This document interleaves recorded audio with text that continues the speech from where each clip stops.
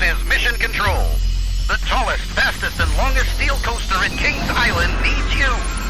Must be able to handle a 300-foot drop and speeds up to 91 miles per hour while dodging meteors. No training required. Are you up for the challenge? Introducing Orion at Kings Island, one of only 7 giga-coasters in the world. Right now, everyone pays kids' price. Kings Island tickets, just $45 online. It's Macy's July 4th sale with our lowest prices of the season on summer updates for your home, like 20 to 50% off outdoor furniture and the Radley 5-piece sectional chaise sofa, $1,999. And get a free adjustable base or box spring with qualifying mattress purchase. Plus, Macy's Star Rewards members earn on every purchase except gift cards, services, and fees. Sign up today at Macys.com/Star Rewards. Savings off sale and clearance prices. Exclusions apply. This podcast is a member of the Voices of Wrestling Podcasting Network. Visit voicesofwrestling.com to hear the rest of our great podcasts, as well as show reviews, columns, opinions, and updates across the world of wrestling.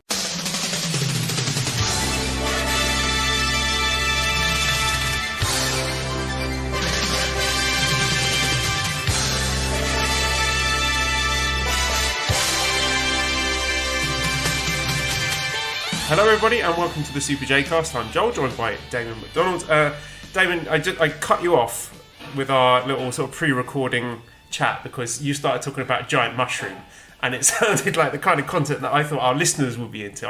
I'm sort of imagining something from like World 1-3 of Super Mario Brothers, like a huge mushroom, sort of Mushroom Kingdom style thing. What is that? What we've got going on here? Yes, that's correct. Hi, good morning, everyone. Hi, hello, or evening, whenever you plan on listening to this. We are recording in the morning. That is correct. Joel is correct in that in my office I see right outside my front yard, and we have the sidewalk and then another patch of grass that leads to the street, and I can see it perfectly in my vision. It is a mushroom, the size of what would be a good. I heard we got good feedback about my areolas the size of drink coasters. I heard that one over a while. What would it be? How would I describe it? I mean, it looks like a paper plate, to be frank. It looks like a paper. It is the size of a paper plate. Yeah. And it is white in color. And it wasn't there before. And it was actually yesterday. Cheryl was like, "What the fuck is that?" And I was like, "I believe that is a mushroom." And it was confirmed it was a mushroom, and it has since gotten bigger since yesterday, last night. It is big. It is a big fucking thing. I don't even know how we get them, but we get them. We got it. It's here. So if anybody wants a mushroom, I don't know if they're edible. I'm not about to find out. I'll be tripping for fucking 9 days. But yeah, it's, do you think we could get Andrew T. Rich to do a stinger for us for mushroom updates? Yes. I want this to be a weekly segment on the show where we check in on the progress of the mushroom. A weekly bet? Okay. We get them, just as a little backstory, we get them every once in a while. We had another one on the side of our house. And it was fucking, the root of it was massive. And again, they pop up like in a day. It's not like this thing's been growing for, we planted a seed and we're sowing the seed. And no, this thing just fucking happens. I live in a very moist, mushroom-friendly climate because it fucking. But yes, I will keep everyone updated. I will keep everyone, as I like to say, abreast of the situation.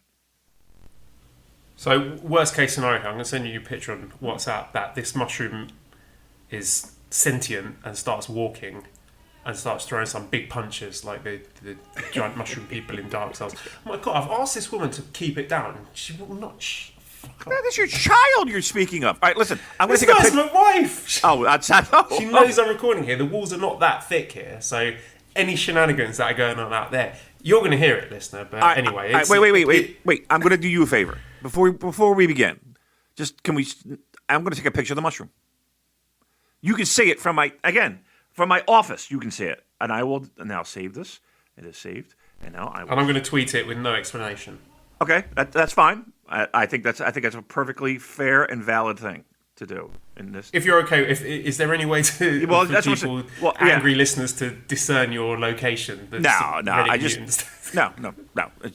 It's going to be grass and street, and that's it. Okay, so I'm going to zoom in just a little bit. Now it's through a screen, mind you, but okay, there it is, and it is sent. Let me know when you get it. Yeah, I've got it. That is a big mushroom. That circular thing is a mushroom. Yeah, I feel that this is an untapped goldmine of interesting content here for our podcast, because there's not much else to talk about this week, Damon. No, not really. I've just come back from... do you know the big department store in Japan, Donkey? Yes. With a little penguin on it? Yes. Okay, so they have those in Bangkok as well. They've got a couple of them. And it's pretty much the same as it is in Japan. So I just popped out there today to get some snacks, some little treats, because big day today. It's England versus Germany in the round of 16 of the Euro 2020 tournament. So I thought I'd make a little occasion. I have a few of my strong zeros. Got some snacks. These crisps that are like rings that are habanero chili flavour, and the packet is black. It's got a little scary looking chili pepper character on the front. So a bit nervous, Damon. This is a huge game for England. Now, how many teams are left in this? There are...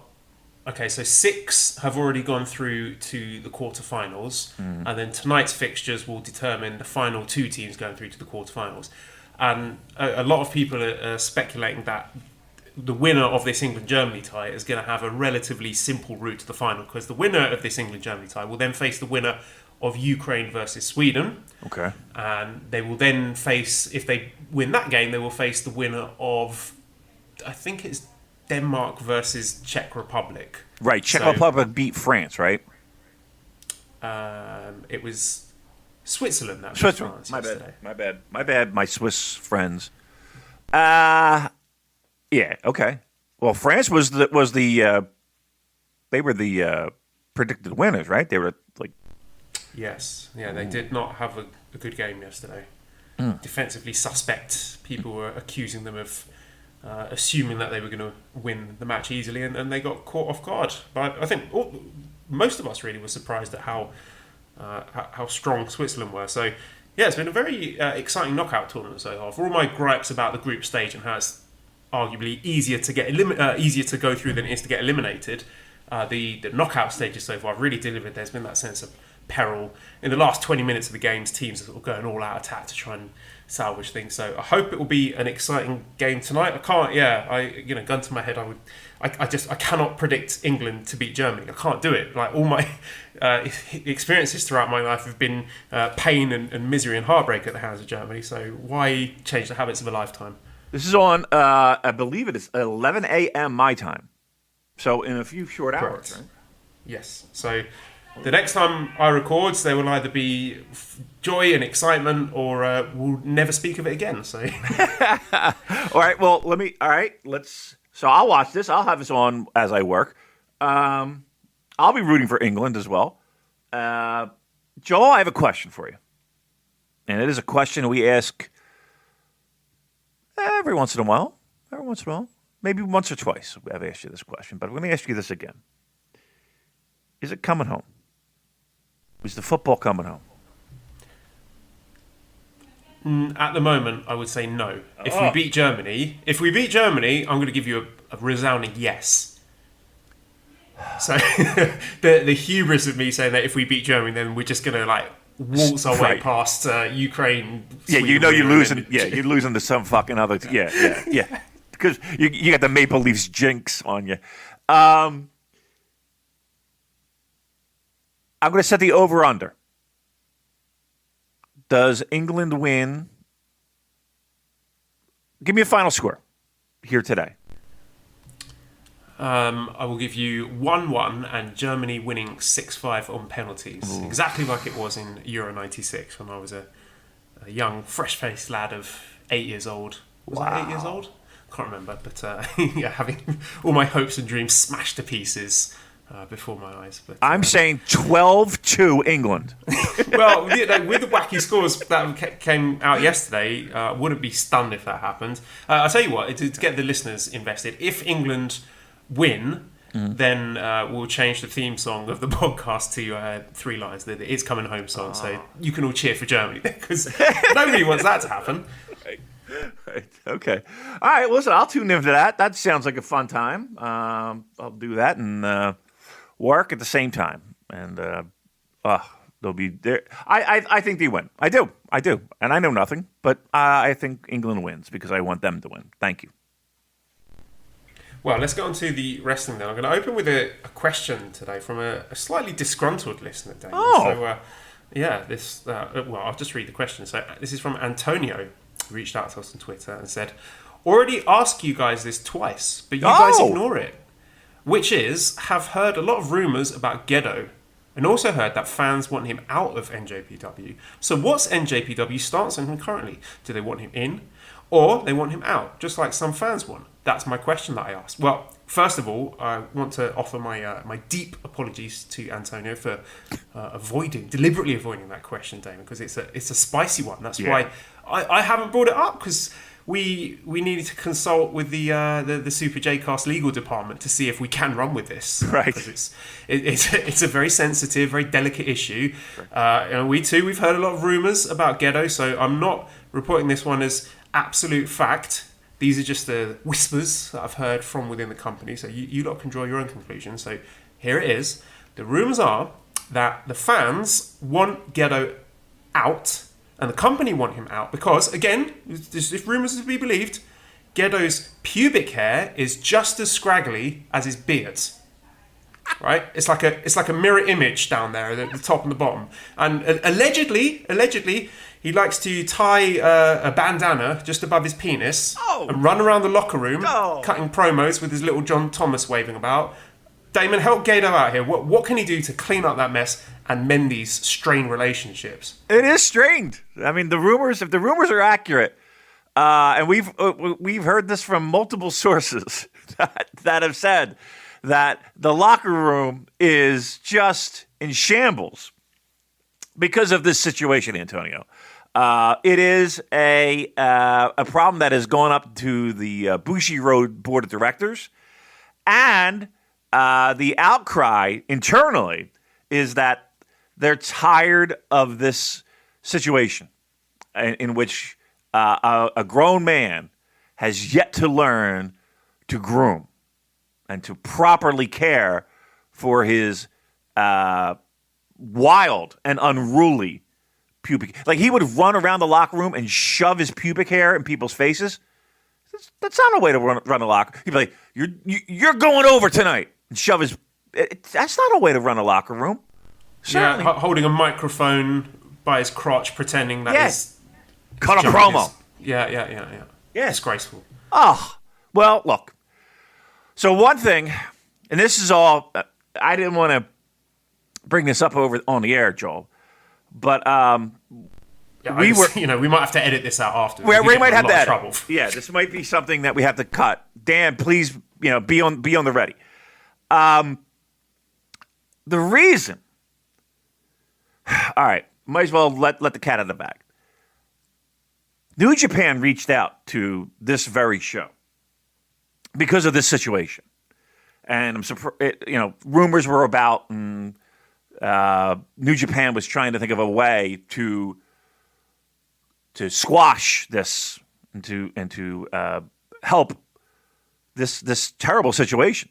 And they reached out to us and they said, "Look,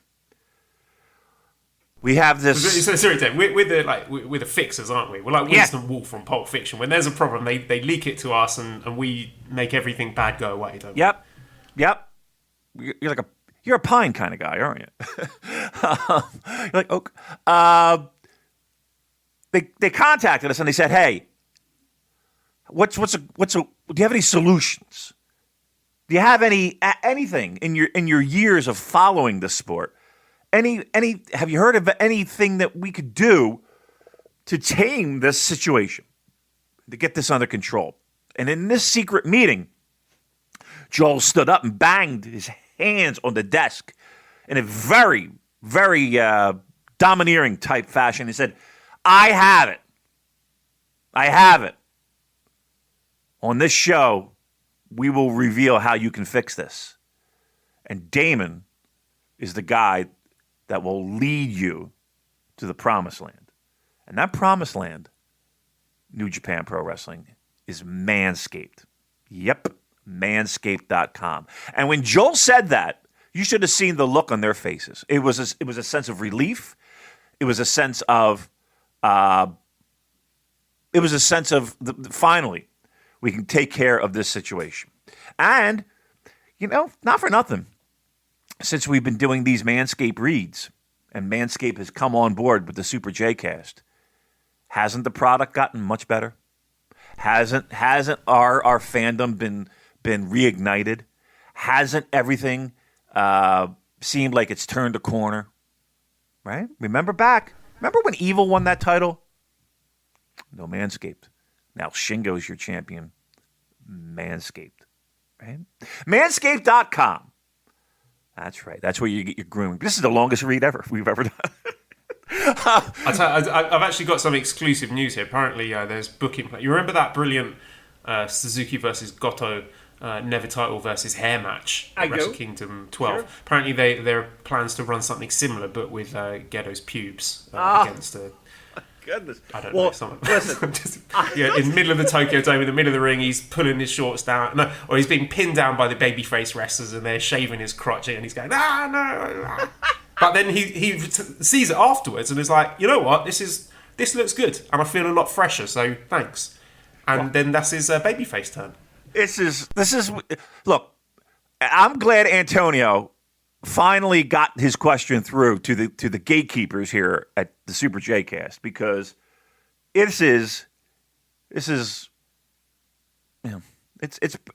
we had to keep it under our hats, but now we can let it out. It's Manscaped, right? Now, if I go to manscaped.com, Joel, and the brass at New Japan Pro Wrestling did the same, they will notice the Performance Package 4.0. It's available right now. And it says right there, the right tools to do the job. Proper grooming requires precision engineered tools. Not only does a man's sensitive areas require it, but hygiene demands it. Look, ceramic blades featuring skin-safe technology. Going to protect those balls of yours. Trimming below the waist, right? Wireless charging systems. Travel-friendly. Waterproof. That shave, powerful performance. It is fantastic. That Manscaped groomer. And again, all the wonderful products that you can have from Manscaped. Long battery life on that trimmer as well. It's designed for comfort, right? And it's designed to have you fresh and smelling like $1,000,000. Look, here's what you want to do. You want to go to manscaped.com. You want to put in the code JCast, and you can get 20% off and free shipping for a limited time. You got to get on this pretty quick, right? Again, we got the crop cleanser. Romance your stones, it says. Oh, we got a crop reviver. It keeps those boys cool, right? And a crop preserver. And that helps take care of the ball chafing. Look, they got a product for everything. And it's all about testicular comfort. It's all about testicular grooming, right? So get it now. Manscaped.com is where you want to go. Click on that code. JCast is what you want to put in. 20% off. Free shipping. Antonio, he knows the way. He's a smart cookie. He's going to Manscaped because he knows Ghetto is cleaned up, freshened up, and Manscaped was the key. Good booking, good grooming, good smelling, good matches. It all ties together with Manscaped.com. Manscaped.com. Manscaped.com. Outstanding. Okay, well, let's get on to something else exciting this week, which was New Japan Strong, the results from Ignition last Friday. So we open up with a tag match with Wheeler Yuta and Fred Yehi, a team that are going to be, of course, competing in the tag team turmoil. Is that what it's called? I can't remember the name of the tournament now. But they will be in it. And today they faced up, or not today, on Friday, June 25th, they faced off against the DKC and Kevin Knight, two young Lion team. And it lasted 7 minutes, 47 seconds with Wheeler Yuta getting the crucifix pin on Kevin Knight. Very high pace, very good, technically sound match, really good stuff. And what I like about this is we're getting a chance to see a guy like Wheeler Yuta working from the top and showing more range by working opposite young lions instead of losing what amounts to basically glorified squash matches. Kevin Knight, wow, that guy's got a hell of a drop kick. Very, very athletic, really excited prospect. And just on a sort of a wider point, just watching this match made me think, this is what Strong is all about right here. This is the next generation of talent who you hope will pick up that ball and run with it. And, it's great to have big names like Filthy Tom, Chris Dickinson, John Moxley, whatever, at the top of the card. But there has been an issue in recent years, not just with New Japan, but in general, about finding younger talent in the US Indies, since we know the market leaders like to hoover everyone up, and now I think companies need to work a lot harder to find these gems, and they've got to take risks on them because the landscape has changed. Now New Japan's US division and Strong, I think they've carved out a role as a place that will give a chance to quality wrestlers who haven't built up that profile yet. You don't have the companies like Evolve anymore where it would be that sort of finishing school where then you can sort of have these guys you can pluck from the roster ready-made to fly over to Japan for the main roster. So Strong now is a very attractive option for these guys who can work a Strong taping. They can also work an AEW Dark taping. They can work some other indie shows. And I think it's really important that New Japan have a seat at that table to snap these guys up if the opportunities emerge. And I think this is what one of the goals should be, because it's great to put on good shows and get fans into the building, but we're a long way from where we used to be with these shows of sending the dregs of your main roster over to phone it in on a handful of stateside shows with some multi-man tags. That's not going to cut it anymore. The fans won't buy it because there's real competition now, real challenges. And fair play to New Japan or Rocky, whoever is responsible for building Strong, from nothing. I mean, let's be real here. It started off as an empty arena show for stranded wrestlers who were basically treading water until they could go back to Japan. And now I feel it's a lot bigger than that. It's better than that. And this match encapsulates something I think they're getting right, which is building a platform for the stars of tomorrow, offering an attractive option for top independent talent. I mean, do you think these young guys are tuning on WWE Raw every week, watching zombies and spooky child women and superhero gimmicks and thinking like, fuck yeah, I want to be on that show? It's not a hot take here that the market leaders are creatively in the fucking gutter right now. There's a real opportunity for companies like New Japan to take advantage of that and say to US-based talent, you want to be a proper wrestler? Come do a Strong taping. Come and wrestle against Team Filthy. Wrestle our dojo boys. Train with Shibata. Proper fucking wrestling. Be who you want to be. Build up your name. If you do a good job, we'll bring you over to Japan. Yeah. And I think that's got to be a seriously tempting offer for any self-respecting young wrestler who takes pride in the business. But they're not just competing with WWE, they're competing with AEW and Impact and ROH. There's no shortage of destinations right now if you're a quality wrestler. And it's so important that New Japan are a serious stateside option with the industry starting to get back on its feet in front of live crowds. And I think this match had that in a nutshell, what they're doing right. Right. And you mentioned two things. One, the way that the company did rise from the ashes of the past 2 years. It could very well have been just a thing where, just like you said, wrestlers who were stuck in the U.S. or just needed to be on shows in front of no people in an empty arena just so they could work. It could have been just that. And New Japan could have just left it at that, but they didn't. And the people there deserve a lot of credit for building this to what it is. It's become a must-watch. It's become, something that we talk about just about every single week. Where, again, it could have very easily have been just this thing that they had for a couple weeks and threw it right in the rubbish. And they didn't. I would say right now, for my viewing pleasure, this is right up there with the top stuff in the U.S. In fact, I think it's for my viewing, it's the top. I look forward to it every week, more than other shows. My biggest concern is okay, how does this grow? And I think fans being there will help tremendously. I guess my biggest concern has always been, and we talk about this week in and week out, is the fact that it is a platform that showcases talent that does make it a little bit easier to be scooped up when somebody's writing a bigger check. Okay. I mean, that. I think that's a challenge that just about everybody has. That being said, we are in a landscape different than when we were 2 years ago, 3 years ago, where you had a company that was just signing talent to sign talent and just stockpiling that talent and not really using that talent, as you can clearly see now in hindsight.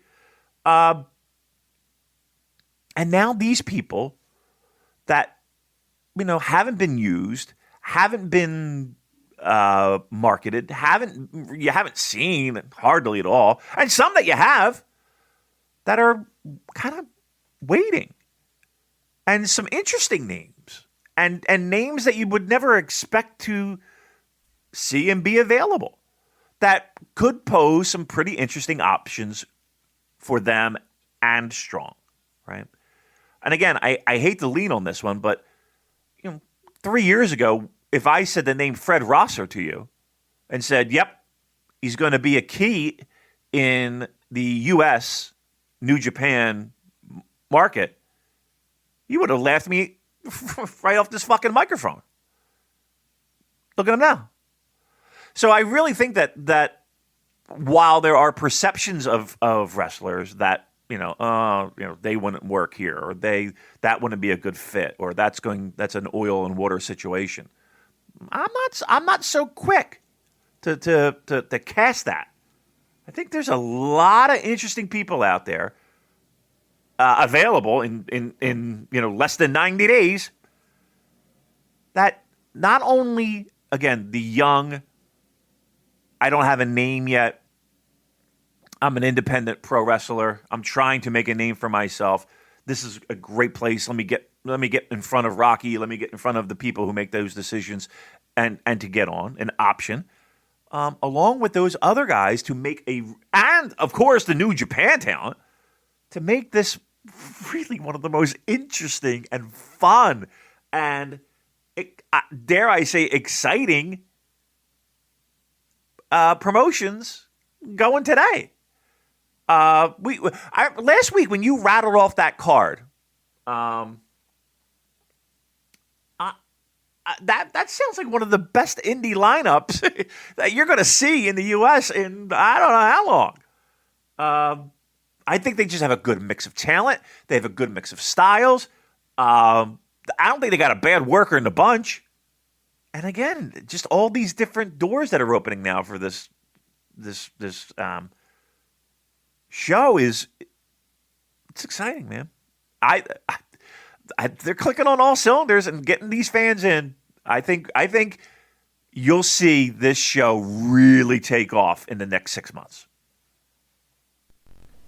Let me put you on the spot, Damon, just picking up on something you said. You mentioned about people who've been released, people who might want to get their careers back on track, and people who we might handwave but could surprise us because, we're not really sure if they're good wrestlers or not when they're working with WWE, because they're asked to do a whole range of stuff beyond actual in-ring talent. So I'm looking at, I've got the list of names here: Arya Daivari, Tony Nese, Fandango, Tyler Breeze, Everrise, August Gray, the Singh brothers, Arturo Huas, Marina Shafir, Kurt Stallion, Killian Dane, and Tino Sabatelli. Any of those names jump out at you that you think would be a good option for New Japan to be pursuing when the no-compete is up?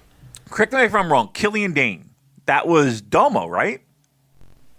Yeah, Big Damo from right. Britain. Yeah, Pro. I remember we were talking about him, right? and how much we enjoyed watching him. You might giggle at this. I think Tyler Breeze would be a good fit. Not giggling at all. I agree. Yeah? I think he's a very underrated wrestler. Yes. And I was a big fan of his work when he was on NXT. But then obviously when he goes to the main roster, he's not doing that anymore. But, I joked on Twitter that they should sign him up to try and tempt Liger out of retirement for the big rematch. But seriously, he maybe picking up Fandango as well. You can't. And here's the thing: you don't have to have him in the same gimmick. You know what I mean? You don't have to have him, Fashion Police or whatever they were. Or, I don't know. But I think, truth be told, I think that's a no-brainer. I would scoop them up in a second.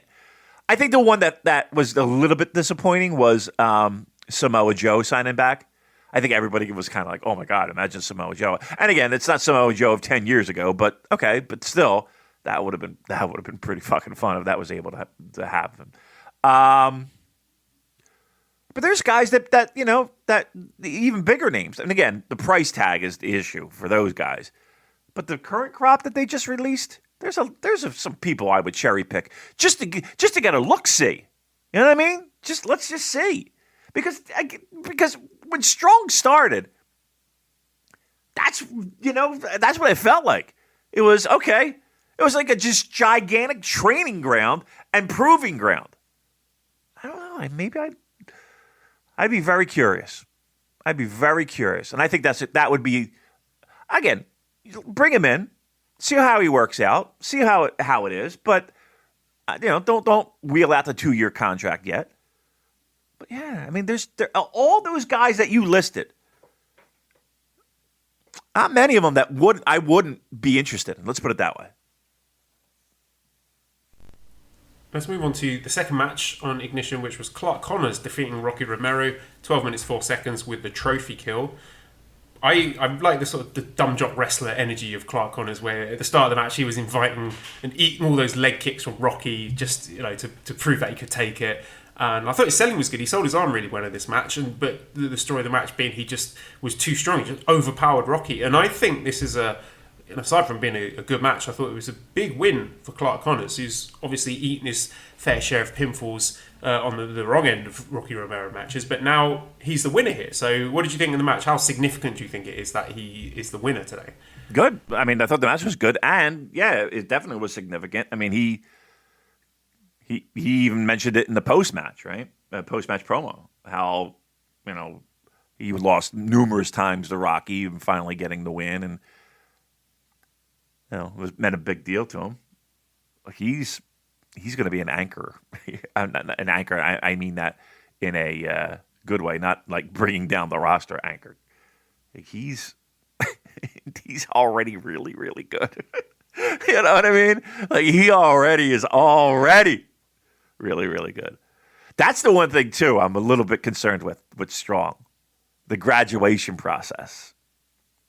Like, when guys get really good, are they going to just get plucked away? Is it going to be like an NXT situation where guys get really good and talented and you lose? Actually, you know what? But here's the thing. Here's what I have confidence in. It's not like they're going to go up to the main roster and then instantly turn into this fucking joke and get wasted and get buried. Like, I don't have any fears of that. So, you know what? That graduation process might mean a little bit more than the other. Yeah, he's a stud. Clark Connors is a fucking stud, man. Like, he could go right now. He could go right now, main roster, and I don't think he would miss a beat. He wouldn't miss a beat. Yeah, totally agree. I think he's one of the best talents that they've got, either in the US or domestically, the whole company. And I'm really hopeful if he lives up to his potential, then very exciting things for Mr. Connors. Third match was the Strong Openweight Championship, with the champion Tom Lawlor successfully defending against the challenger Karl Fredericks in 18 minutes 4 seconds. Tom Lawlor winning with the PK.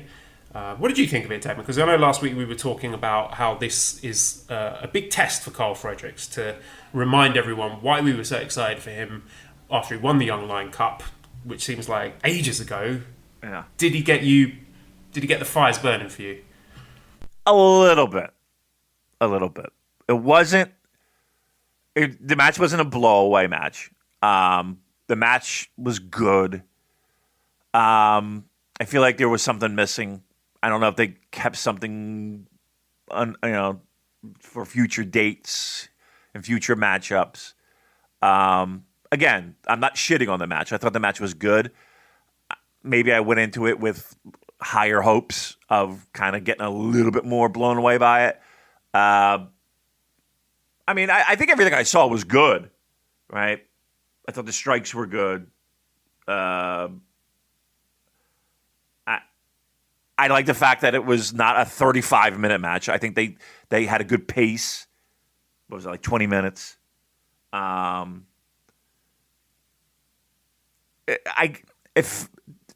it was all said and done, Joel, to me it felt like it was a setup for a future challenger for Tom Lawlor, right? It felt like Kojima. This match was there so that Karl Fredericks could lose, kind of get his ass kicked a little bit after the match. Kojima set up, and away we go, which is okay. I don't know. I just kind of wanted a little bit more of a shine on the spotlight for Karl Fredericks. I don't know. That's yeah. my No, I agree with you. I think I expected more. I had a high bar for this one. And yeah, I wasn't really sure about the optics at the end of the match of Karl Fredericks rolling around in the ring like, they beat me up, and like Kojima arriving as, here's the proper wrestler to save the day. Right. I don't think it was the right way to present Karl Fredericks. He's still a young guy. He's not that young, is he? He's on the wrong side of 30. Let me look up exactly how old he is. But, relatively inexperienced. When we talk about a wrestler's age, I think more significant than their age is, how much mileage they've got. Because Correct. A guy like Okada is young. He's not an old guy, but he's wrestled so much and his body's taken so much punishment that in sort of wrestling years, the miles on the clock are pretty heavy. So Karl Fredericks was born 1990, so... Yeah, he's coming up to 31. So, yeah not a young whippersnapper, but definitely room for improvement there. I enjoy watching Tom Lawlor all the time. I love the feel of his matches. It's a bit different to what we usually see with that sort of MMA influence. And he would be such a blast in Japan. Like, I'm imagining Tom Lawlor against Sho or Lawlor versus Ibushi. That would be spectacular. I saw some good stuff from Karl. I thought he's got good babyface energy, good selling. I thought it was significant the way they protected his finisher, the Manifest Destiny, with the rope break rather than Filthy Tom kicking out. So the story beat being, so just a little touch of inexperience there, where a more experienced wrestler might reposition their opponent for that finisher. But Karl, unable to get the job done. And I like Tom Lawlor, again, mixing it up with his finishers. I love the flying PK. It looked like he nearly took his head off. And I like the shit housing at the end. What do you think of... Kojima challenging in his promo where he's like, I will kick your ass. That was really funny. Yeah. I just, maybe somewhat limited in English. He just needed to get right to the point. It's fine. But again, it did feel a little bit like, just like you said, okay, now here comes the big boy wrestler here to save the day. And I'd rather have Fredericks, because he's the guy that's going to be sticking around, pardon the pun, be a little bit of the guy that was stronger, to kind of, I don't know. It just felt like, again, he was, and young guy, blah blah blah. We get it. It just felt like it was he needed Kojima to help make a save. I don't know. Am I looking forward to the match? Yeah, I guess, right? I don't know. Am I looking forward to it, Joel? Are you looking forward to it, Joel? I haven't been blown away by what I've seen from Kojima so far. I think he's a wrestler who got so few opportunities since he returned from injury back in, what that would have been like, 2018 or something, that a lot of us sort of romanticized. I mean, obviously he was a great wrestler back in the day, but we perhaps sort of overblew how good he is now. And from what we saw at Wrestle Kingdom against Kenta and what we've seen from his little trip to the States so far, I think I have more realistic expectations from what we can see from Coach Mo. Although, having said that, the match with Will Ospreay earlier in the year was tremendous. So I'm not sure what to expect here. I would be pleasantly surprised with a nice sort of tidy 15-minute 4-star match. I'll be really happy with that, I think. Yeah, but and again, to me, he can still go. Don't get me wrong, but I kind of feel like like you mentioned that what was it, Will Ospreay, was it? I don't know if Tom Lawlor is the guy that's going to be bumping around for Kojima. This is going to be a pretty mat-based pro wrestling match, don't you think? Yes, I mean, it's certainly not going to have the amount of gimmicks as the Ospreay match did with all the weapons and tables and stuff. Yeah, I think we're going to be seeing some strikes. I think we're going to be seeing some mat work. I can't imagine things getting too out of control. Do you have a question here from Sean who says, who would be your next 2 challengers for Filthy Tom? So, I mean, we have one already. Is there anyone who is in the States or maybe in Japan who you think, I would love that person to challenge Tom Lawlor next? I mean, I've given a couple, and I thought just in terms of sort of stylistic matchups, people like Sho and Ibushi would be really fun to watch. Suzuki would be a good one. Anyone in Japan or in the States who you would like to see mix it up with Filthy Tom? In the States, Clark Connors. I'd like to see him. I mean, you would think by getting a win over Rocky, that kind of helps him and elevates him a little bit, right? To start getting some shots. Maybe he needs another singles win. I don't know.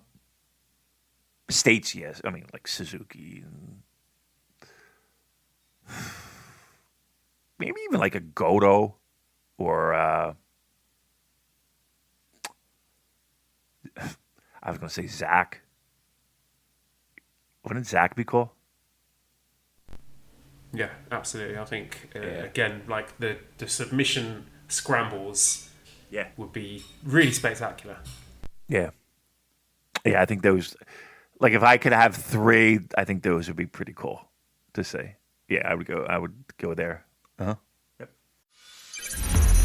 This is Mission Control. The tallest, fastest, and longest steel coaster in Kings Island needs you. Must be able to handle a 300-foot drop and speeds up to 91 miles per hour while dodging meteors. No training required. Are you up for the challenge? Introducing Orion at Kings Island, one of only 7 Giga coasters in the world.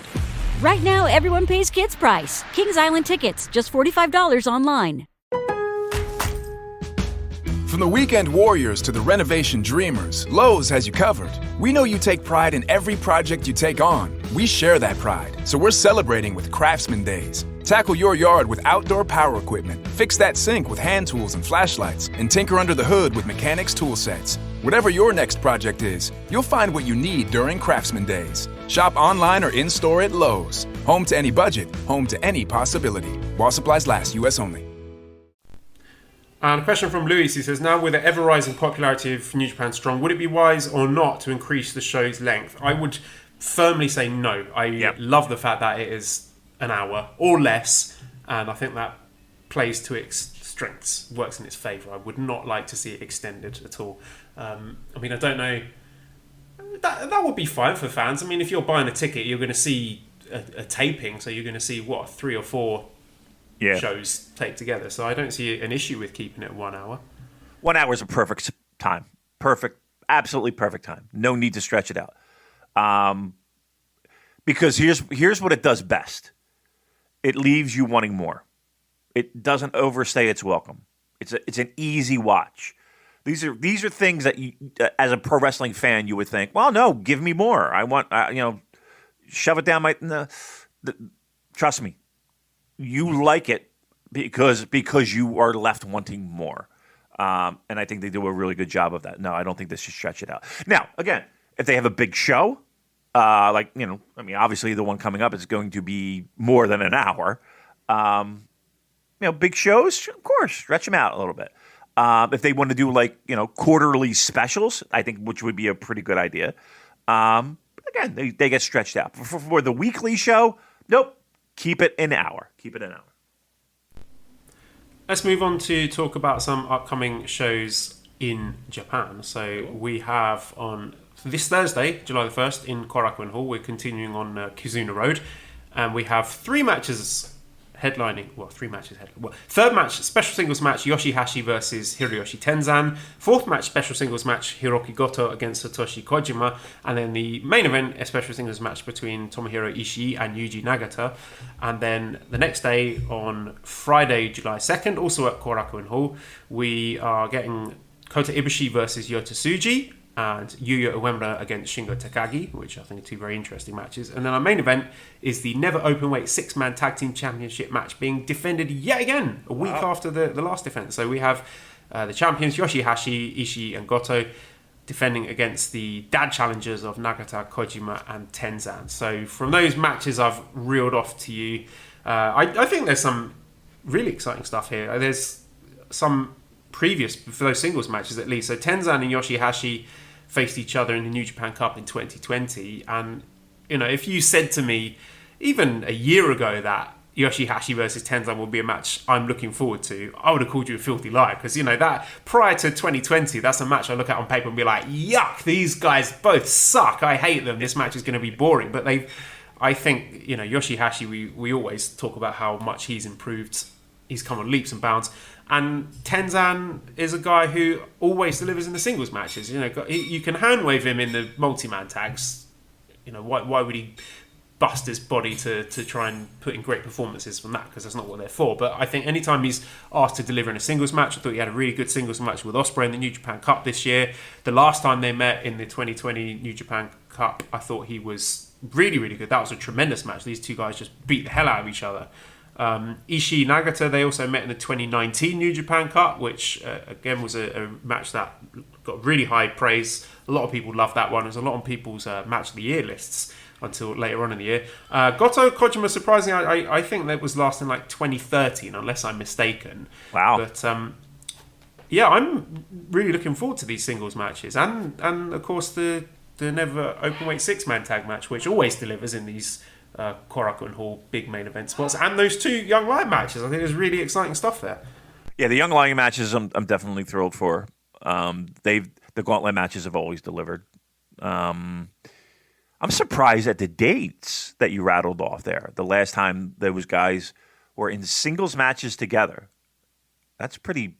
Because if you rattled off those names, your first thought process is, oh my God, I've seen these a million times. And you really haven't. You really haven't. So that's interesting. Okay. I think for me, when it comes to the Yoshi-Hashi Tenzan, I want New Japan to have the balls to give Yoshi-Hashi the singles win. Like the clean, in the middle, singles win. Like that. Surely that's the most likely outcome, isn't it? I would hope. I would hope.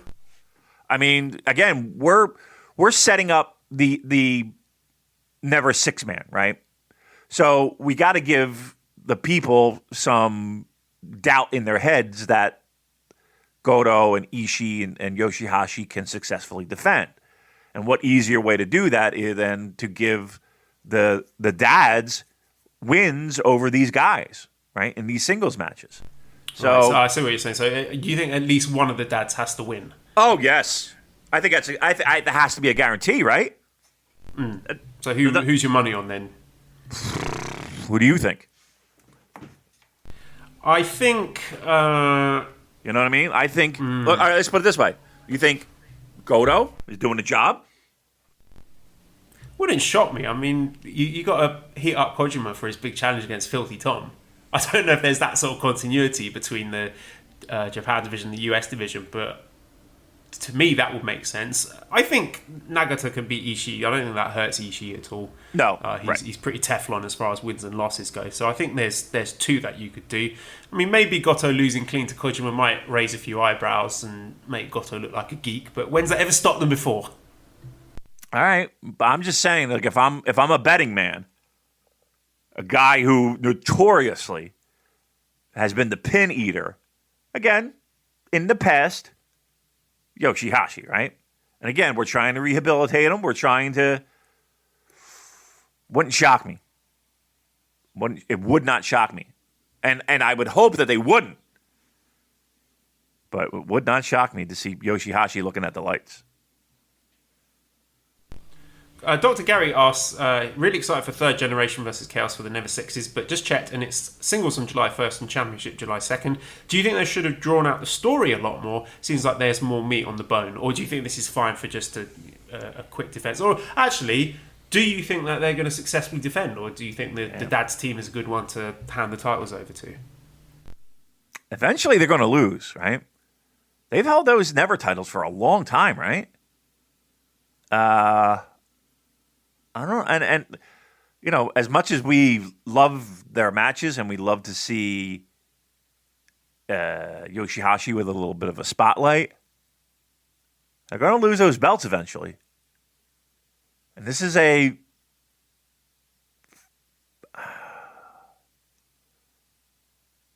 team that they could lose to, right? You could see this, but here's the thing too. Okay, all right, let's weigh this. Let's put the pros and the cons out on the table. These titles they put on the burner and off the burner, and if they gave these titles to Tenzan, to Kojima, or excuse me, to the dads, that you could, they hold it. Defend it every once in a blue moon, and they treat it like the way they did before. They have something special now with Ishii and Goto and Yoshi-Hashi, but that doesn't necessarily mean that that's like a thing that they're actively pursuing when it comes to these Never Six-Man titles. I say they don't do it. I say they don't do it. And I don't want them to do it. And I would be disappointed if they did do it. I think this is another successful Chaos defense. And if we're looking ahead at who, this is a really great title reign, I think. And they've built up a lot of prestige for those titles. So I think when they do eventually lose, it should be to the right people.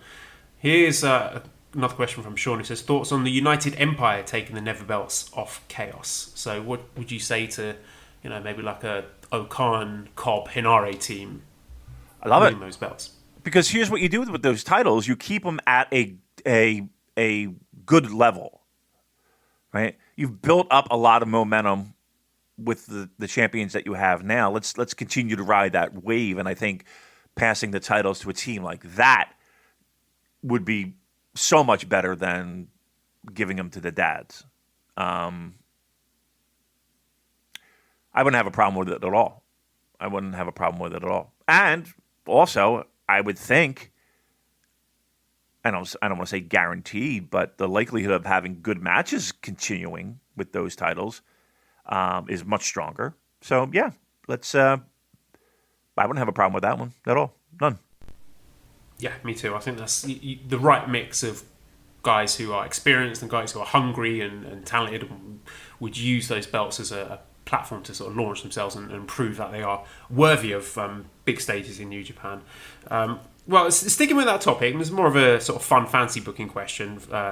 So Sean says, which faction outside of New Japan would you have challenged for the six-man belts? If you know of any, personally, I would love to see the Samoan Dynasty challenge this year. And J Cafe, and I mean, actually, let's give the man his props here, because Jacob Austin Young, he's an FSW tag team champion and, of course, friend of the podcast. He's one half of Death Proof along with Cutthroat Cody. this is a man who knows a thing or two about tag team wrestling. So he asked, for fun, create an original trio to take on the current champs. Mine is Rocky, Ibushi, and Game Time Taguchi. So for me, Damon, I'm going to make a new trios team called Death Hammer, which consists of Death Proof and current FSW heavyweight champion Hammerstone in a cross-promotional dream match. The forbidden door that you never know you wanted smashed open by the Death Hammer boys. So that will be my Fantasy Books trios team to take on the Chaos champs. What about you? Are there any three guys from another promotion in Fantasyland that you would like to see take on Goto, Ishii, and Yoshi-Hashi? Wow. And again, we're trying to make this as realistic as possible, right? we're not going to take fucking Kenta Miyahara and, Jake Could Lee. be that, yeah, if you want to do, yeah. And Suwama. Why not? Go crazy. Really? Oh. Okay, we're going that high? All right, then do that. Yeah, okay, fine, perfect. We're going Keiji Muto. Right. We'll take, fucking top guys of a promotion. And we'll Akiyama. Yeah, I mean, come on. All right, yeah, fine. If those are the rules, I'll do that. That's great. All right, let's go on to some questions then. Classic Catch says, with things opening up, when do you start to debut the LA Dojo boys like Karl Fredericks and Alex Coughlin in Japan? I mean, wouldn't you think if there was a possible way? You got a lot of stadium shows in right around the corner, right? Wouldn't that be a nice little spot? Something interesting happened there. Again, I don't know what the protocols are at this point.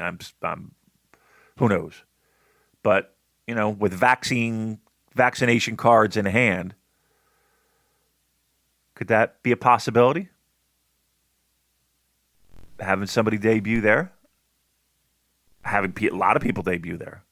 Having a little fun with Strong. Right? Big spotlight. Somebody make a name for themselves. Why not? Right? Let me ask you, do you think we see anybody from Strong on any of these outdoor shows? Oh, so tempted to say yes, but I would say no, just because I think they would want to keep them in the US for the sort of rollout of Strong in front of fans. So I think they are... That's in September, right? Mm-hmm. Okay. We got dome shows in July. Summer struggles.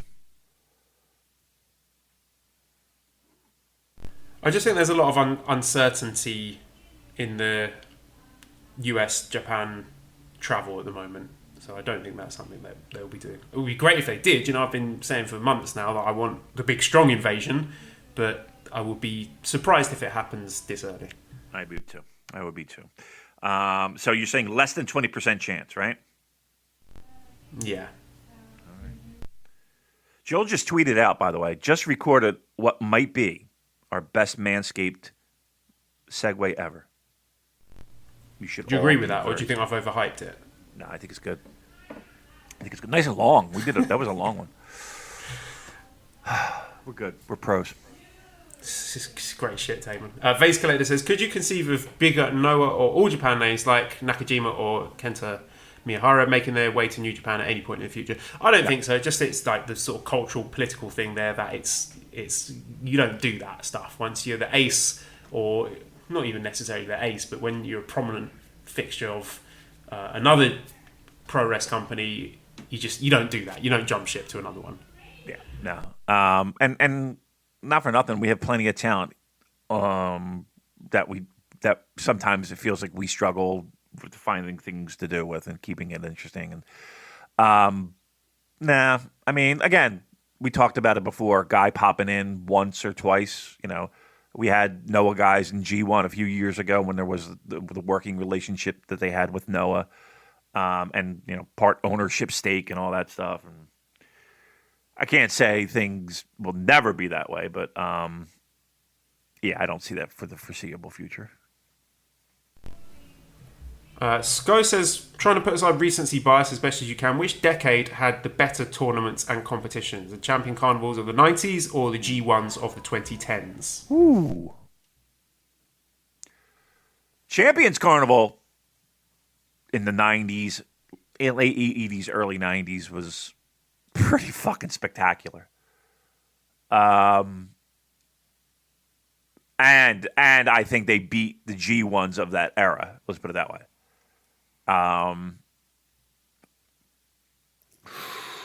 That's a great question.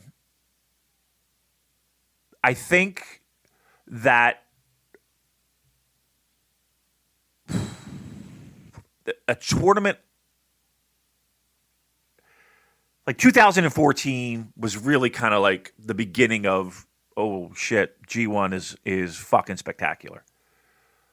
And the difference being was it felt like every night there was something you could sink your teeth into. And I don't necessarily believe that that was the case with Champions Carnival until you got later in the tournament. Like your semifinals and your finals and stuff like that. And even the tag tournaments, you know, was that too. You had matchups that were sexy on paper, but it really didn't feel like they turned into anything spectacular until the end. I'm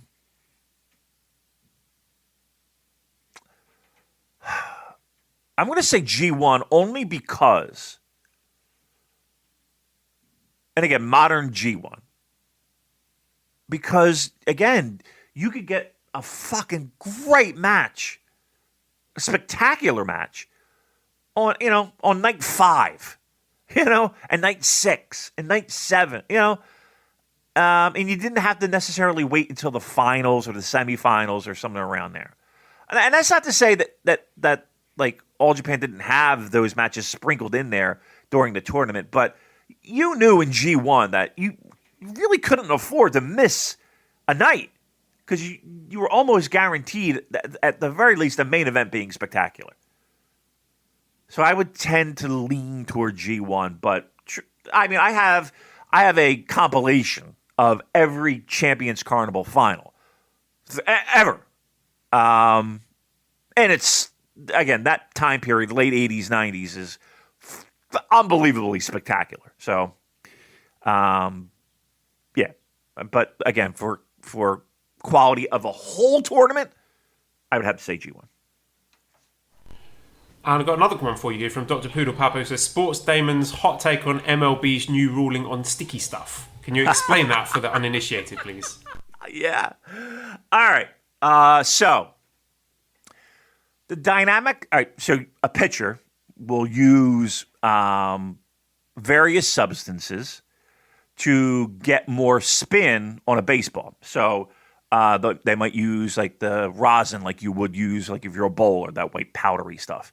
Or they might use, back in the day, they would use like Vaseline, or they would use like a mixture of like bubble gum and so, just to get a little bit more grip on a baseball, so that when they throw it, to get a curveball or to get a slider or whatever, it rolls off your fingertips. So when in the throwing motion, the baseball kind of rolls off the fingertips, and the more spin that you can get on the ball, Joel, you can make the ball do different things, right? Now, to be able to control that is the skill of being an elite pitcher, but that's the concept, right? So in modern baseball, there's this sticky substance that I think it was called spider glue or whatever it is, but it's like it's kind of like like a crazy glue or gorilla glue or whatever fucking brand, and it's very tacky. And it lets the ball stick to your fingertips longer, so that when you release and you flick, you're really getting a lot more spin. And again, the ball's doing crazy shit. So pitchers would like have a little bit on the brim of their hat, or on their glove, or wherever they would hide it. Now, it's technically illegal, but it's kind of like an unwritten thing that pitchers did, right? Well, there's been enough craziness with pitchers and batting percentages and slugging percentages and all the offensive metrics are down. People are like, well, it's the fucking pitchers, man. They're fucking doctoring the balls and blah, blah, blah. So at the end of innings, right? So a pitcher, 1, 2, 3, 3 outs. At the end of an inning, the umpires will randomly just check the pitchers. And the pitchers have to like take off their hat, take off their glove, give the glove to the umpire, and like unbuckle the belt. It's ridiculous. It's like they're going through a TSA checkpoint. And it's ridiculous. And there's been arguments, and it's delayed the game, and it's made it just fucking more unbearable to watch. What do I think of it? I think everybody should have it. I think everybody should do steroids, and everyone should have stickiness on the pitchers, have sandpaper, whatever they want. Scuff the ball. I don't give a shit. Just play the game, right? Everybody can cheat as much as they want. Just play the game. It really just is just slowing the game down. It's so ridiculously boring. But there you go. That's baseball Damon for you. That's a very, very strange situation. I was completely unaware of that. But interesting to find out about that. Okay, Dan says, I may have noticed this just because I'm a maniac who can catch the beginning to end of each show through my workday. But have you guys noticed that the little pre-show segment on New Japan World has been doing a lot of features on Strong, introducing each wrestler, etc., on the Japanese commentary each show? Maybe a sign of the beginning of much more integration between the US and Japan, alongside the US show later this year going forward. So, yeah, what do you think is the intention of shining this spotlight on the US division? Well, it's an easy way to do it, right? It's an easy and simple way to do it. It's still a New Japan Pro Wrestling product, so any way to get eyeballs on there, you don't have to. And I think jeopardize is the wrong word, but it's the pre thing. So you're selling T-shirts, you're hyping up product, and Strong is a New Japan product, and it's an easy, simple way to do it. A pre-produced segment, yeah, absolutely. It's now, truth be told, I haven't seen it because I usually fast forward to the minute I see like people getting in the ring. I usually don't see the opening stuff, but yeah, I mean it's kind of a no-brainer. Think of it as a commercial, and it's a commercial spot. So why not? It's a good way to do it. Yeah, I mean, this could just be a little way of New Japan saying to the domestic audience, "Hey, Strong is good now. You just start watching it." Yeah. So yeah, could just be simple as that. Okay, Mark says, with Hiromu hurt and now Leo Rush and ACH retiring again, the junior division pool and even the strong junior pool of people who could do a Best of Super Juniors tour is so incredibly thin. Do you think New Japan goes sniffing around other companies to sign someone, or does the forbidden door swing the other way to bring a junior to New Japan? So what steps do you think New Japan take, if any, to remedy the thin junior roster with Best of Super Juniors looming at some point later this year? With everything that's happened in the past 2 years, everything depends upon who they can bring in. So they can bring in people from Mexico. They can bring in people from Strong. They can bring in people from the United States. They can bring in talent, from, again, we talked about other promotions coming in. Sure, they've done that in the past.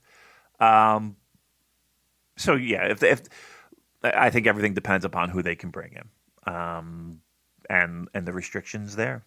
If they can bring people in, you'll have bodies, and you'll have good bodies. If they can't, then you're going to see a lot of young lions. That's what you're going to see. Is there anyone from AEW that you think would be good for Best of the Super Juniors? Not that you necessarily think it would happen, because I'm not sure how happy Tony Khan will be about losing, I don't know, let's say Darby Allin for a month or whatever. But anyone from AEW that you think would be a good fit? Do they consider Darby Allin a junior? Well, they don't have a sort of hard and fast, this is the heavyweight division, this is the junior division. If I'm not mistaken, they don't have a junior title per se. So, would Sammy Guevara be a junior?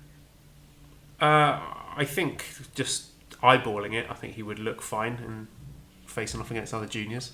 Unlike Buddy Murphy. Have you seen the state of him? Oh, yeah, did you see him? God almighty. Yeah. It's amazing what a body and genetics could do, isn't it? Jeez Louise. He's got to be... What do you think he's pushing? Over 250? Oh, I don't know if it's that big. 250 is like...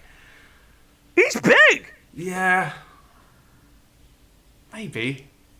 He is enormous. Like, he does look cartoonishly huge right now. Yeah, he looks massive. Like, and I don't mean like King Kong Bundy massive. I mean cut and It's all muscle. Yeah, I mean, that would have been one, but you know. Yeah, he looks like he ate the junior division of New Japan rather than wanting to compete in it. Right, I mean, God Almighty. Yeah, I mean, what do you think of Sammy Guevara? Yeah, he's a talented wrestler, very flashy. I think he would be absolutely fine in the best of Super Juniors.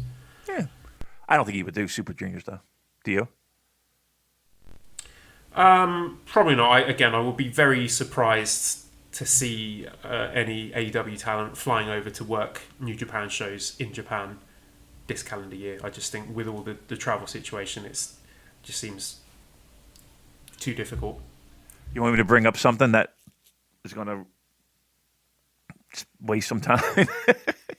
You see Will's tweet? Oh God, no! What's he? He had a clip of him and Kenny, and he says, "I often wonder what it would be like now," or something like that. Oh, okay, yeah, I see. I often wonder what would happen today. So it's, I guess this maybe is from that Road to Tokyo Dome tag match. Tag match, yeah. Yeah, well, I've said it before. I think that is, if you want to do a big champion versus champion interpromotional match, it wouldn't even have to be champion versus champion. Just that, I think, is a match that could sell a shitload of tickets. Probably, I think that maybe a match you want to do stateside, but even in Japan, I think that could sell out a pretty big venue in Japan. Ospreay. Let me give you a venue, if you don't mind. MSG.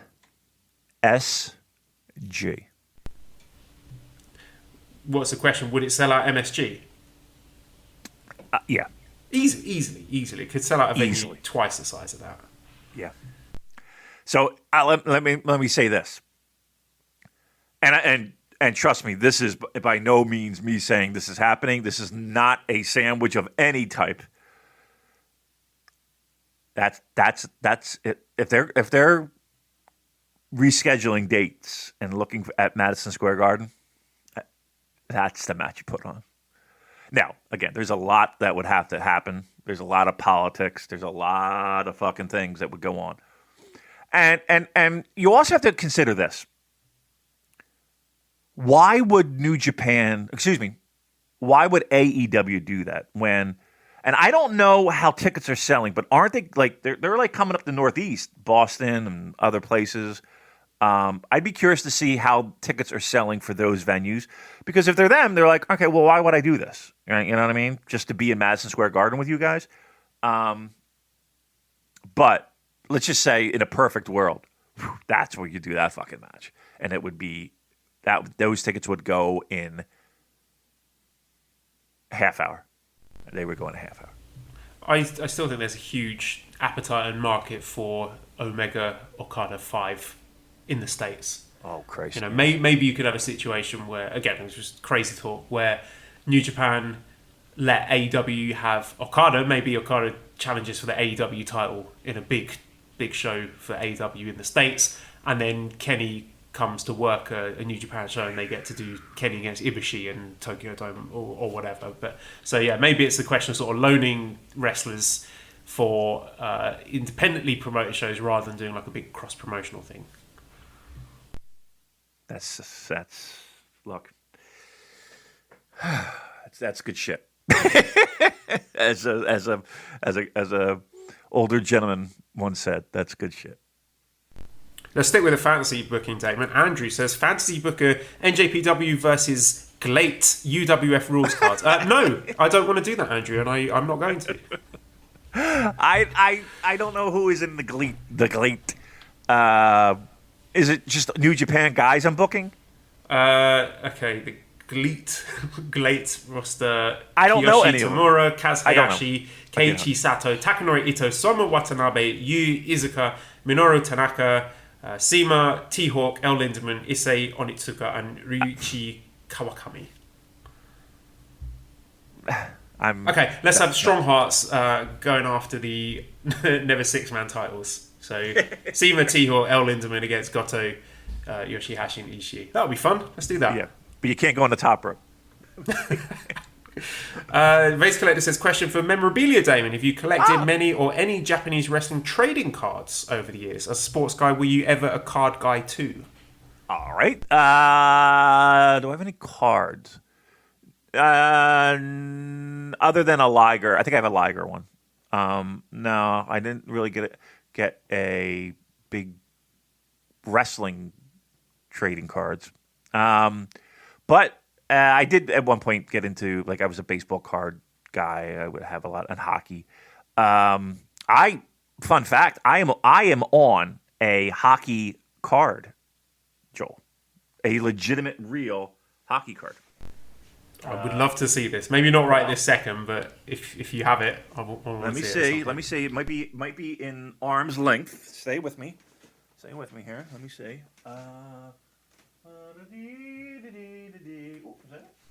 You're listening to Damon Looks for Things on Super J Cast.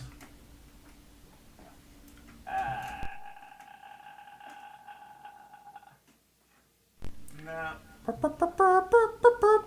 have it readily available. Come on. Don't have it readily available. But yeah, it's me with a microphone with Claude Giroux of the Philadelphia Flyers. And it's on the actual hockey card I'm on. So there you go. Thank you, everyone.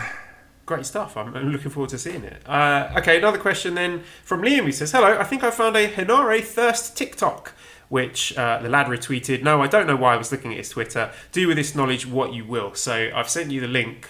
Oh. Now, I don't know what Hinare's relationship status is, if he's seeing someone or he's single or he's in an open relationship or whatever. But if he is free to do so, I would be immediately DMing this person being, hey, I heard you like my wrestling. Yeah, I like your editing. This girl is apparently into Hinare, all right. And, yep, she... Do you think we'll ever see someone doing that with wearing a Super J-Cast t-shirt? I'll tell you what. That's where my OnlyFans money's going. Yeah, this girl's pretty smoking. Not for nothing. Good old Hinare. Good for you, buddy. You got some fans out there. Got some fans. Yeah, this one. But here's what I want to know. Okay, great. This young lady puts out this very sexy video. And Hinare is the recipient, tagged. It says Hinare, watch out. Yeah. Wow. I'll tell you what, I'll send her a t-shirt. I'll buy the fucking t-shirt. I'll send it right now. Where do I send it? Oh, my lordy lord. Fantastic. Where do people find this stuff? Like, how do people find this? Well, Hinare did retweet it, but... okay. Well, there you go. It wasn't that hard to find. You know what? If somebody did this for us, you're retweeting it, so I got it. All right, very nice. Save it first. Put it in the hidden folder on the iPhone. Then retweet. Yeah. But no, I'm glad to see someone's actually bought some United Empire merchandise. Yeah, she knows how to wear it. That's for fucking sure. Woo, nice. All right, very good. Nice, good job there. I can't even talk. I'm looking at it. Really, I don't even know what I just said. I think I just had a stroke. I was like, no. Fucking great. All right, very good. What else we got? Rob has asked me a question about the TV show Invincible, but I need a bit of time to think about this. So, Rob, I'm going to come back to this one next week. Elliot says, not a question, I just want to shout out the time Damon was talking about how beautiful Miho Abe is, that he paused for a few seconds and dreamily said, you ever wish you could just be in the body of someone like that, just so you can know how it feels to be so beautiful. So, Elliot, appreciating a very poetic moment from you, Damon. You definitely are quite the wordsmith. I would love to imagine that. Just give me one day in that. Give me one day in that, just to feel what that feels like. Yeah, that would be wonderful. Yeah, obviously you're not saying from sort of any kind of sexual angle, but just to sort of feel, just like, oh, I'm a beautiful person. The confidence and the aura that you would project from being so bloody attractive. Yeah. It's not fair, is it?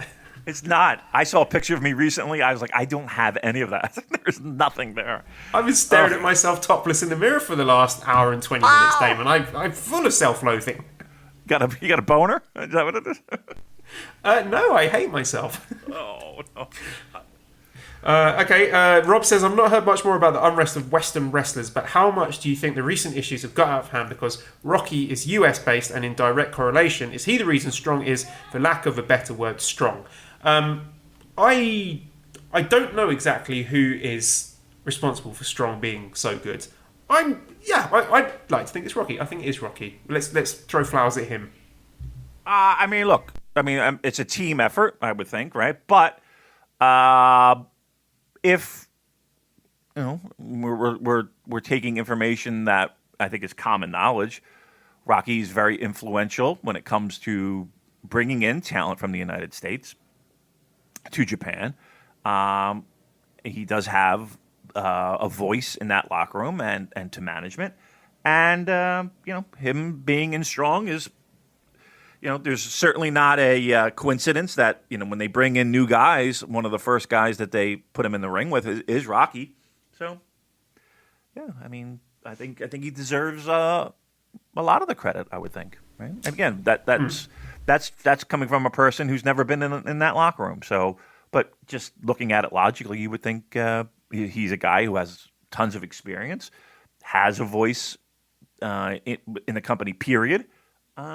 And it's helping make stars. So, yeah, I think so.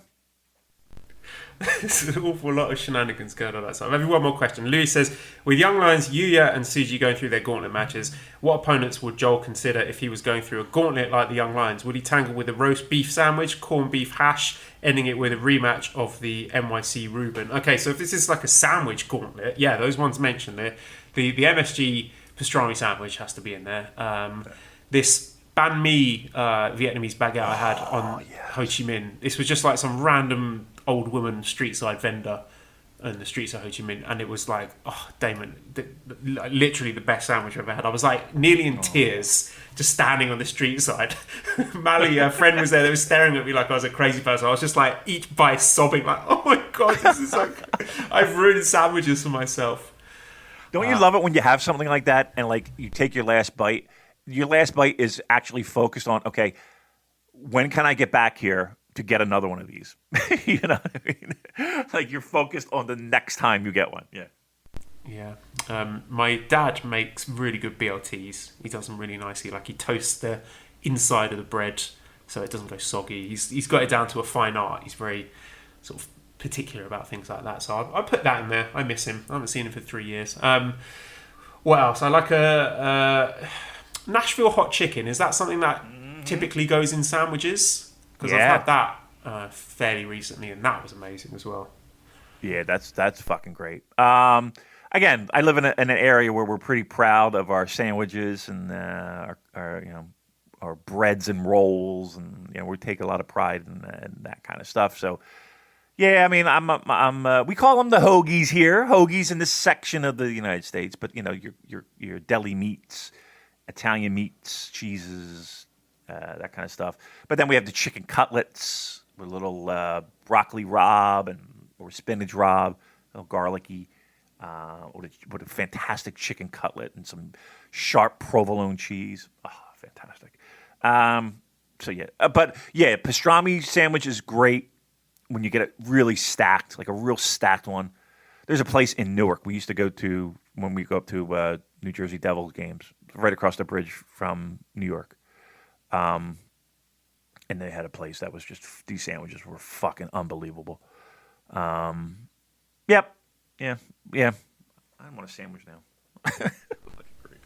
I just want to talk about sandwiches now. I like a great sort of New York everything bagel with cream cheese, smoked salmon, tomato, red onion, little cucumber, capers, a bit salt, a bit pepper, maybe a little squeeze of lemon over it.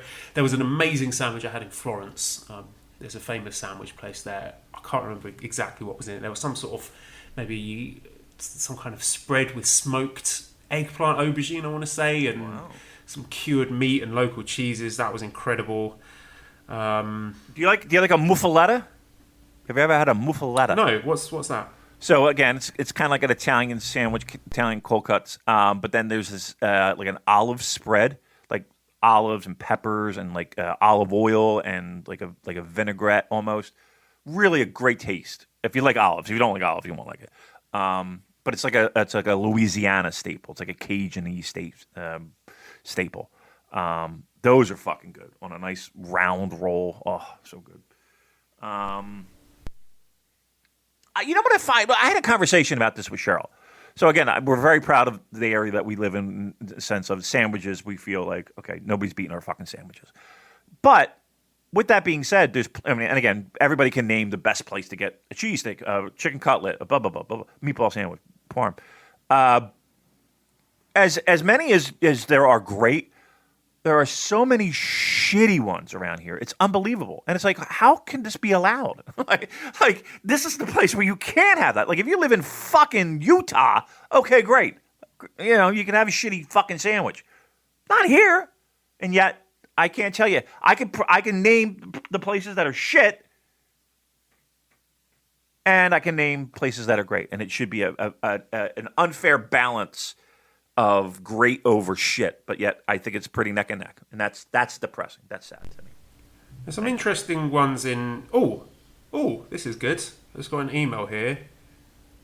Okay, I look like I'm going to be getting the Sinopharm vaccine on 5th of July. That's good. Oh, great.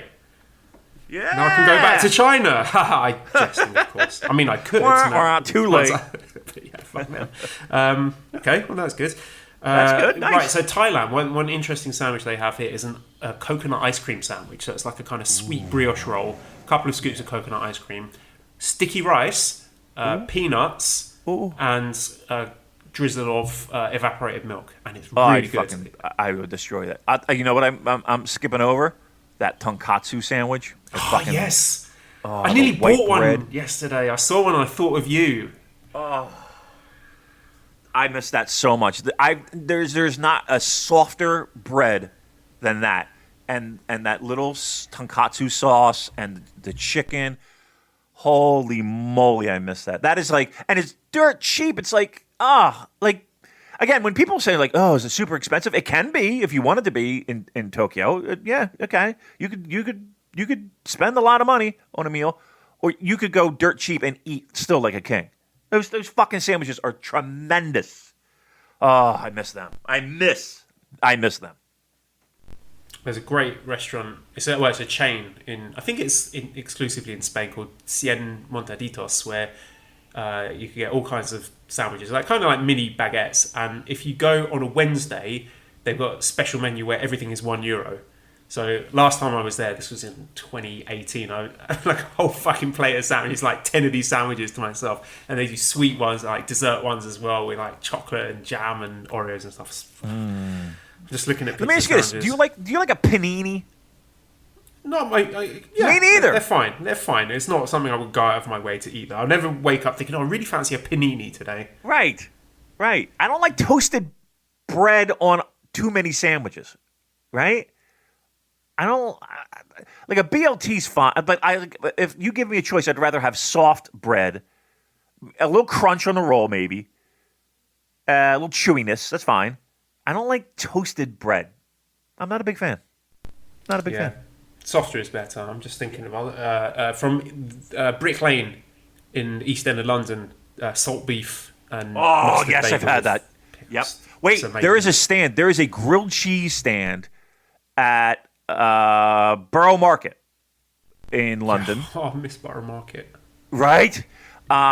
There's a grilled cheese stand there, and they have onions, and they grill it right in front of you, and it's like a sourdough bread. Oh, my God. It is fucking unbelievable. Like, you're standing outside. It's a little cold out, and you're eating these fucking sandwiches, and it is fantastic. That grilled cheese sandwich in Borough Market in London is the fucking bomb.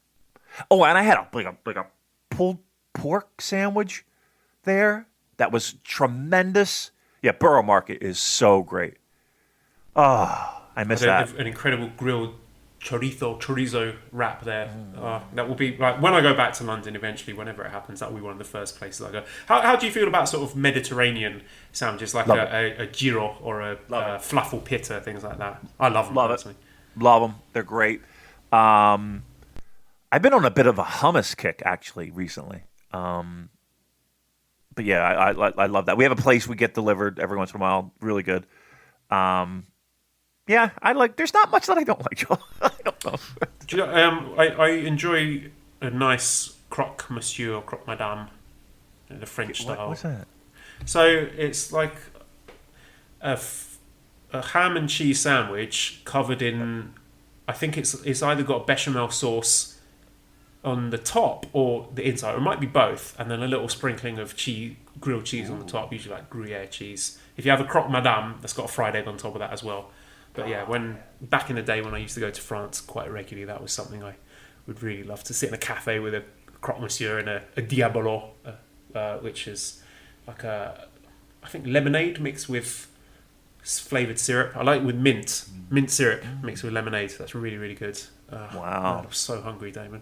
Can we stop recording now so I can have something to eat? I know. I think I've talked about every sandwich in the world. We did. We did. It was sandwich mania. Excellent. All right. Yeah, let's wrap it up. I got work to do. You have the family to see. You want to give the listeners a little update? How we doing for Baby Watch 2? Baby Watch 2 he's starting to kick, which is exciting.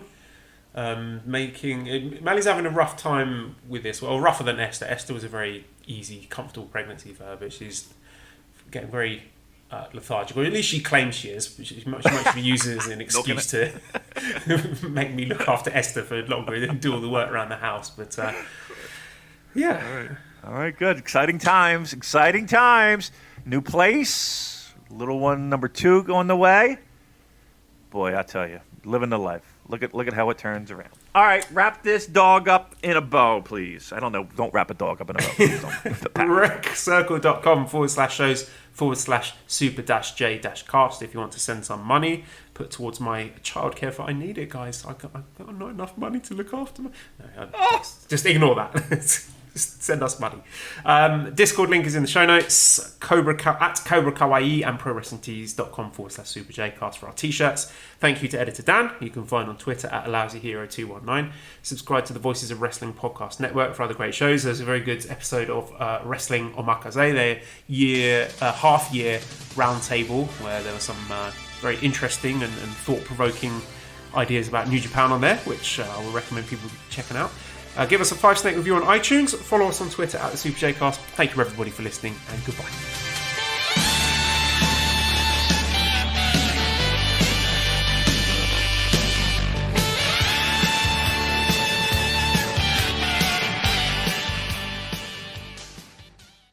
Think Kings Island is just a coaster park? Think again. It's a get back to fun with family and friends park. A find your new favorite food park. An outdoor entertainment you'll remember forever park. A beat the heat all summer long park. It's a discover something new every visit park. All this and coasters too. All at Kings Island. Right now, everyone pays kids' price. Kings Island tickets, just $45 online. It's Macy's July 4th sale with our lowest prices of the season on summer updates for your home, like 20 to 50% off outdoor furniture and the Radley 5-piece sectional Shea sofa, $1,999. And get a free adjustable base or box spring with qualifying mattress purchase. Plus, Macy's Star Rewards members earn on every purchase except gift cards, services, and fees. Sign up today at Macys.com/Star Rewards. Savings off sale and clearance prices. Exclusions apply.